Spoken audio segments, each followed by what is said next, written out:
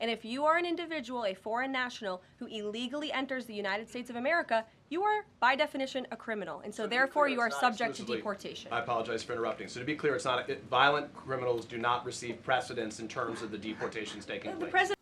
Trump's press secretary came out fighting today when answering questions about Trump's immigration plan. And I mean, she was fighting. The media was trying to get her at every word, and she was just not having it. I mean, I've watched Karate Kid, and there was less fighting in that movie than I seen at the podium at the White House. Deanna. Two questions on deportations, if I may.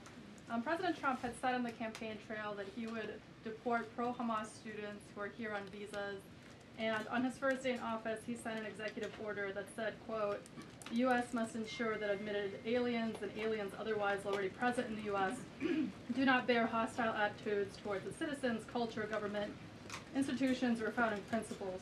So should we take this executive order as Trump saying he would be open to deporting those students who are here on visas but, hold pro-Hamas sympathies?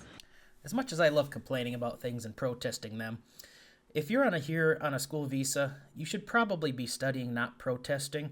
The president is open to deporting individuals who have broken our nation's immigration laws. So if they are here illegally, then certainly he is open to deporting them. And that's what this administration is hard at work at doing. We receive data from DHS and from ICE every single day. From what we hear on the ground, ICE agents are feeling incredibly empowered right now because they actually have a leader in this building who is supporting them in doing their jobs that they were hired to do, which is to detain, arrest, and deport illegal criminals who have invaded our nation's borders over the past 4 years. What about that? A government employee actually doing their job?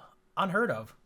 That's what the president is committed to seeing. Peter. Caroline, I can ask you very quickly, just following up on the question on immigration first. President Trump, during the course of the campaign in 2024, said the following about illegal immigration. He said, they're going back home where they belong, and we start with the criminals. There are many, many criminals. NBC News has learned that ICE arrested 1,179 undocumented immigrants on Sunday, but nearly half of them, 566 of the migrants, appear to have no prior criminal record besides entering the country illegally. Is the no criminal record than entering illegally? That there is an interesting statement from a reporter I wouldn't expect anything more of. Clearly, entering the United States and not through the port of authority is very much illegal, and it is a crime to do that. So I don't know what his argument is, but clearly they seem to think certain crimes aren't considered crimes. The president still focused exclusively, which is a civil crime, it's not criminal. It's a federal crime. So I'm asking, though, he said he was going to focus on those violent offenders first. So is violent offenders no longer the predicate for these people to be deported? The president has said countless times. If you like this video so far, don't forget to like, comment, and subscribe. It really helps out the channel. Back to the video.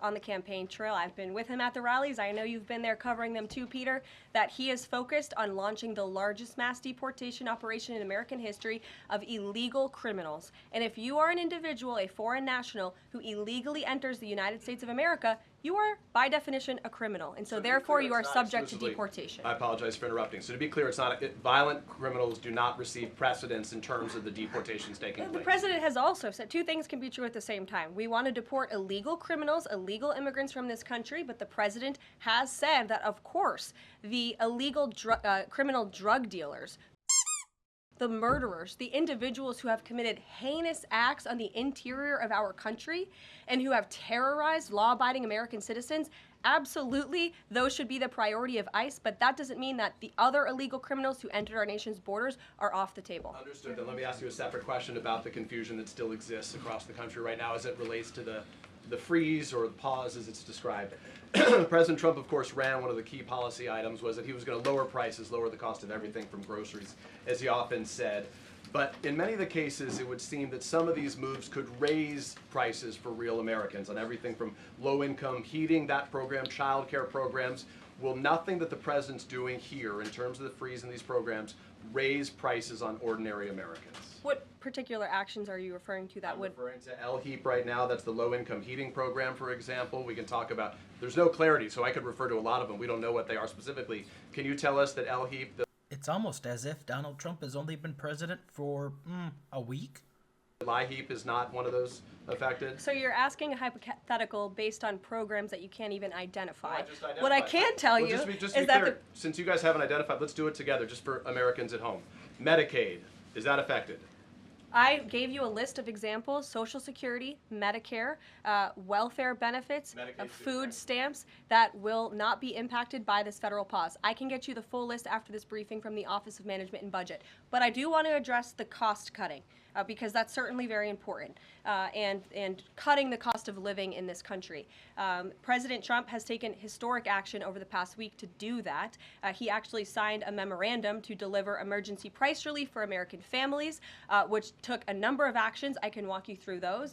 He also repealed many onerous Biden administration regulations. We know over the past 4 years, American households has been essentially taxed $55,000 in regulations from the previous administration. President Trump, with the swipe of his pen, rescinded those, which will ultimately put more money back in the pockets of the American people.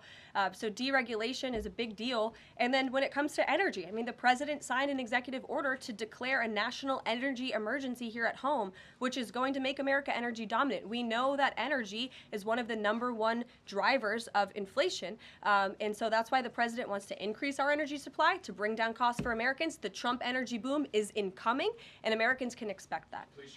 Gotta love how she put him in his place. The thing is, you know, when it comes to the living costs for average Americans, everything is way more expensive than it should be.